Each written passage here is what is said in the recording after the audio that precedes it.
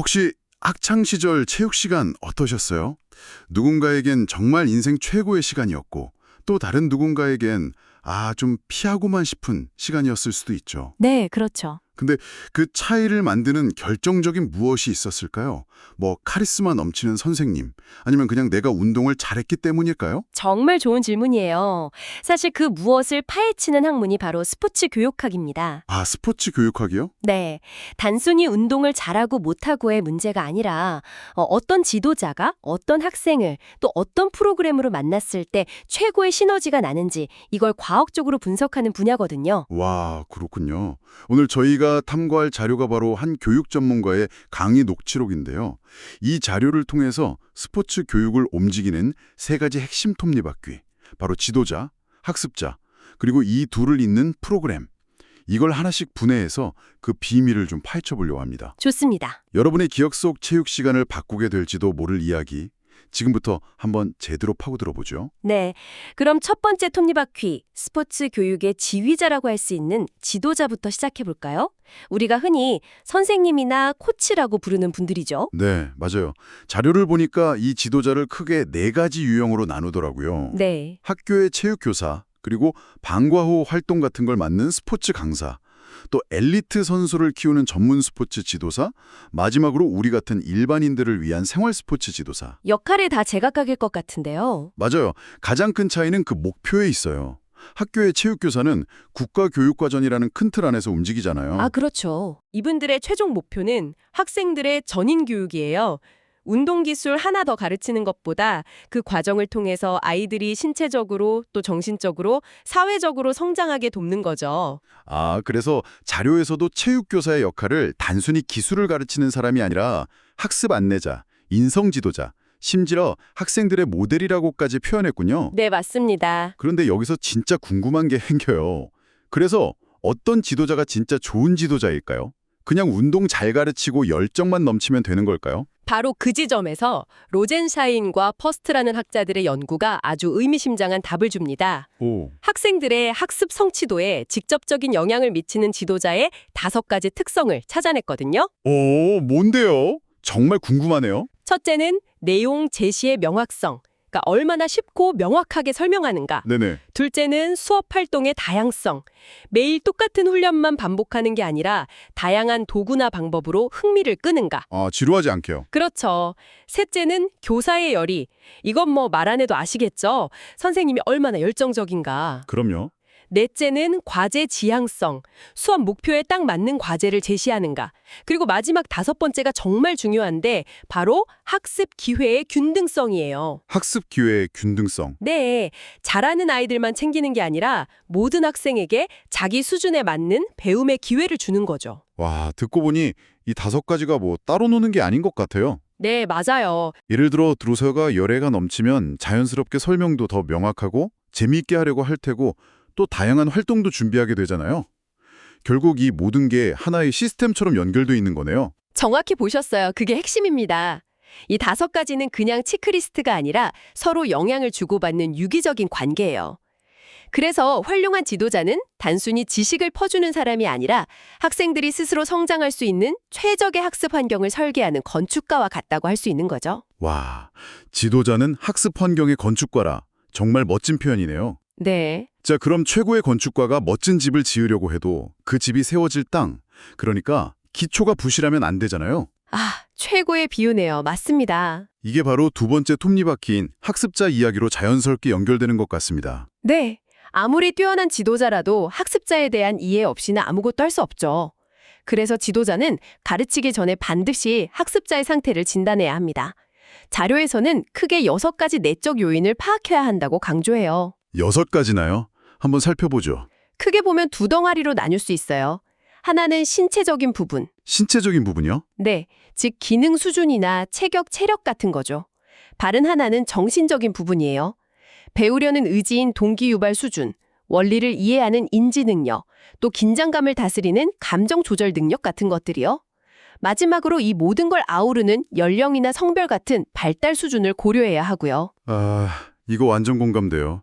제가 어릴 때 야구를 되게 못했는데 같이 시작한 친구는 금방 잘하더라고요.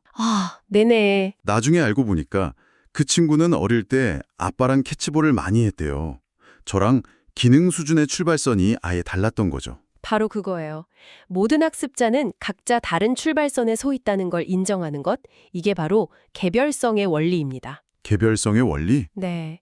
그래서 좋은 교육은 모든 학생에게 똑같은 훈련을 시키는 게 아니라 각자의 수준과 특성에 맞는 과제를 던져주는 것에서 시작되죠. 이런 개인차를 이해하는 게 정말 중요해요. 특히 자료에서 인상 깊었던 건 이런 개인차가 생애 주기에 따라서도 아주 뚜렷하게 나타난다는 점이었어요. 유아기부터 노년기까지 우리 몸의 움직임이 계속해서 진화하더군요. 네, 맞아요. 움직임 발달은 하나의 거대한 여정과 같아요. 갓난아이가 손을 뻗고 뒤집는 반사적 움직임에서 시작해서 유아기에는 걷고 뛰는 기초적 움직임을 배우죠. 네. 그러다 아동기와 청소년기에 이르면 이 기초 움직임들이 결합돼서 농구의 슛이나 축구의 킥 같은 전문적 움직임으로 발전해요.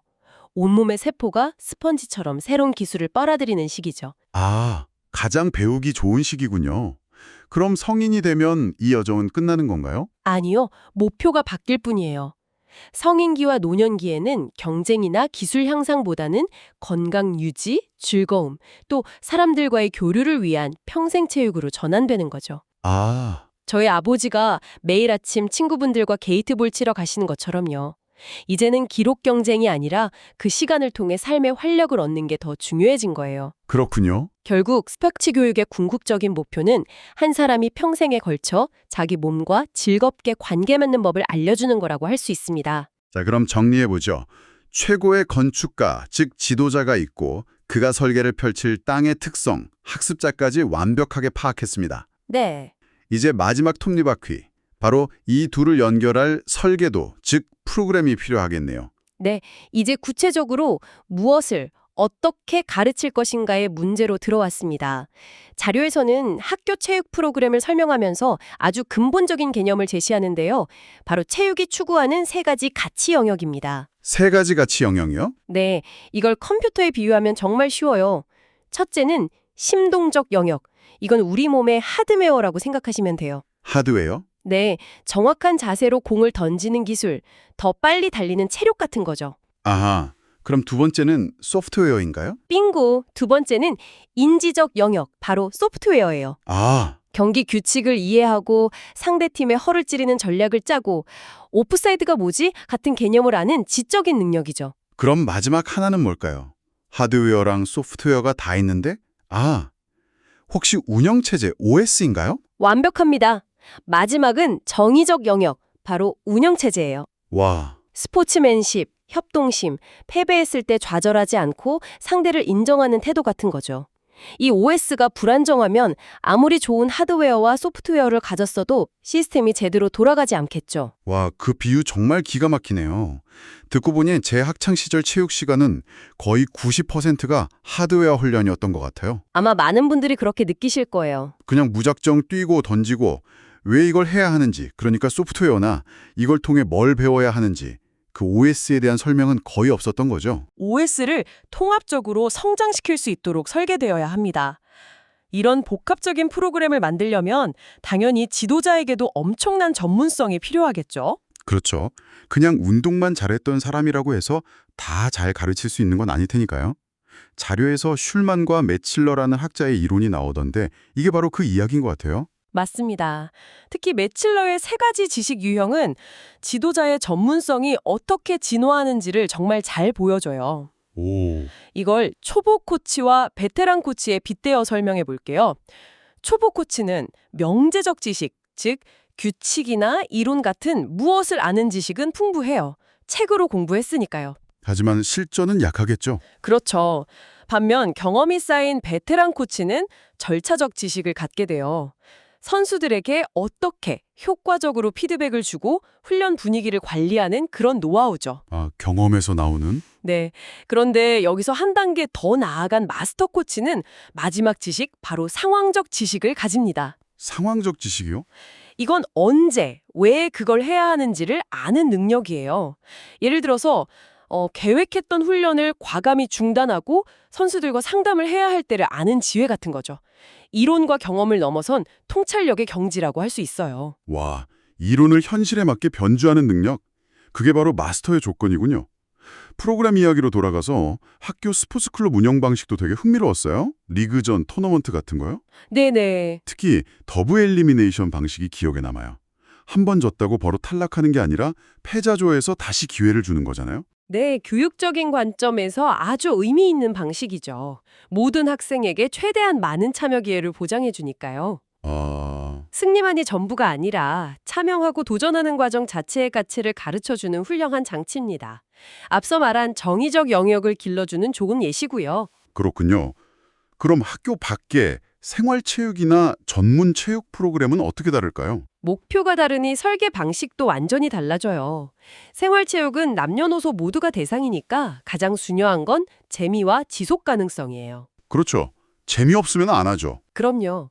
아무리 몸에 좋아도 재미없고 어려우면 아무도 안 하잖아요.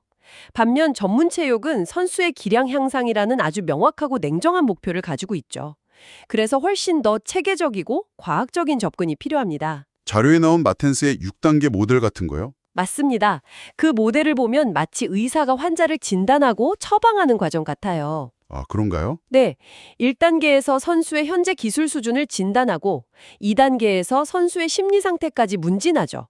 그리고 3단계에서 주변 환경을 분석한 뒤에 야 4, 5, 6단계에 걸쳐서 장기적인 목표를 세우고 구체적인 훈련 계획이라는 처방전을 내비는 거예요. 와, 주먹구구식 훈련이 아니라 철저한 분석에 기반한 맞춤형 솔루션을 제공하는 거죠. 오늘 이야기를 쭉 나눠보니 스포츠 교육이라는 게 그냥 운동 가르치기가 아니라 한 사람의 성장 가능성을 최대로 끌어올리기 위한 고도로 계산된 공학에 가깝다는 생각이네요. 네, 맞습니다.